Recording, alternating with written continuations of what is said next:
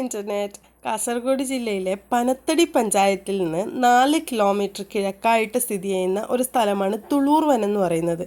ഈ തുളൂർ വനത്ത് പ്രശസ്തമായിട്ടുള്ള ഒരു ക്ഷേത്രമുണ്ട്, തുളൂർ വനത്ത് ശ്രീ ഭഗവതി ക്ഷേത്രം. പക്ഷേ ഈ ക്ഷേത്രം അറിയപ്പെടുന്നത് കിഴക്കിൻ്റെ കൂലോം എന്നർത്ഥം വരുന്ന കിഴക്കേ കൂലോം എന്നുള്ള പേരിലാണ്. ക്ഷേത്രപാലകനും ഭഗവതിയുമാണ് ഇവിടുത്തെ പ്രതിഷ്ഠയെങ്കിലും മുന്നായിരം ഈശ്വരൻ എന്ന് പറയപ്പെടുന്ന ഒരു തെയ്യക്കോലാണ് ഈ ക്ഷേത്രത്തിനെ പ്രശസ്തമാക്കുന്നത്.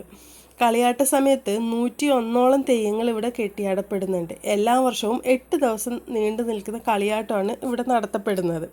ശിവരാത്രി ദിവസങ്ങളിൽ ആരംഭിക്കുന്ന ശിവരാത്രിൻ്റെ അന്ന് രാത്രി ആരംഭിച്ച് 8 ദിവസങ്ങളാണ് ഉത്സവം നടത്തപ്പെടുന്നതെന്നാണ് പറയപ്പെടുന്നത്. കാസർഗോഡ് ജില്ലയിൽ നിന്ന് മാത്രമല്ല, കർണാടകയിലെ കൂർഗിൽ നിന്നും ഒത്തിരി ആളുകൾ ഈ ക്ഷേത്രത്തിൽ എത്തിപ്പെടുന്നുണ്ട് ഉത്സവ സമയത്ത്, കളിയാട്ട സമയത്ത്.